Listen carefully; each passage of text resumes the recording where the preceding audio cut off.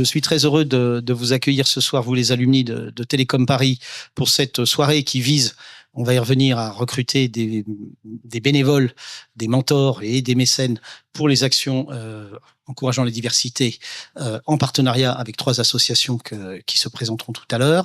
Je pense qu'en tant que mentor, de passer de son univers, d'essayer de passer un peu de son univers, c'est aussi recevoir un peu de l'univers de l'autre. Et donc, pour moi, et dans les expériences que j'ai fait moi, c'est une expérience avant tout humaine, absolument enrichissante. Il y a des rencontres qui peuvent changer des destins. Ça peut se jouer sur un moment comme ça peut se jouer sur un accompagnement de quelques années. Et moi, je n'ai qu'un seul regret, vraiment, c'est que tous les jeunes, enfin beaucoup de jeunes que l'on accompagne nous racontent des histoires de rencontres qui ont changé leur destin.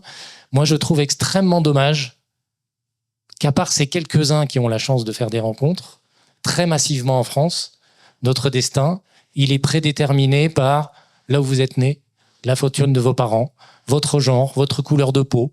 Si vous grandissez dans un quartier populaire, si vous venez d'une zone rurale, si vous êtes dans un bassin désindustrialisé, à intelligence égale, à travail égal, vous n'avez pas le même destin. On a une volonté d'identification du jeune dans la personne qu'on va lui présenter, que ce soit lors des interventions dans les lycées ou dans le dispositif de mentorat. C'est qu'on associe, comme le disait Julie, un jeune du territoire à un lycéen du territoire. Parce qu'on se dit que si le jeune du territoire, il voit quelqu'un qui avait le même lycée que lui atteindre une école particulière, il va dire « Ah, mais ça veut dire que c'est possible ». Et en fait, c'est ce déclic de se dire « c'est possible » que nous, on recherche, et par le biais de, voilà, par le fait de montrer un parcours qui ressemble et qui pourra être inspirant.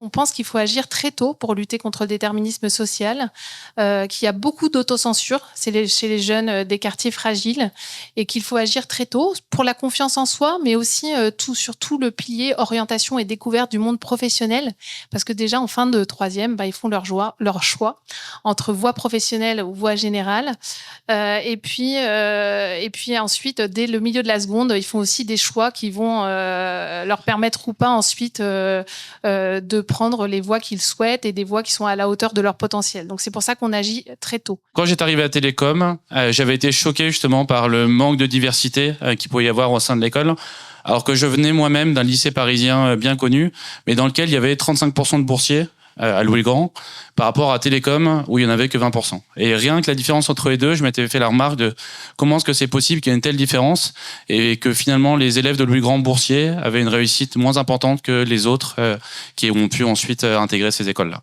On n'est vraiment pas égaux, quoi. On vit pas du tout les mêmes vies. On est à 50 km et on est vraiment très, très différents. Lui et les autres mentorés que j'ai pu avoir, il faut les aider, il faut leur espérer, leur faire cibler le plus haut, mais sans que ça soit une obligation et une contrainte. C'est toute la subtilité.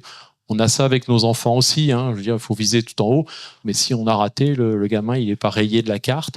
Donc, il faut adapter, mais en tout temps donner confiance et être en soutien et en ouverture culturelle. Et là, c'est pareil, le gamin est plus ou moins ouvert à cette ouverture culturelle qu'on essaye de lui donner. Je pense que c'est le plus naturellement du monde, en lui parlant du monde professionnel, qu'on connaît naturellement quand on a quelques dizaines d'années d'expérience, du monde, on va dire, culturel occidental dans lequel on baigne. Vous pouvez changer le destin d'un jeune homme, d'une jeune femme en une rencontre. Les gens que vous avez en face qui sont issus de la diversité, c'est des warriors. Vous n'imaginez pas en fait ce qu'ils ont dû apprendre en plus. Et aussi la traduction que ça demande, de faire la traduction entre d'autres codes sociaux et les nouveaux.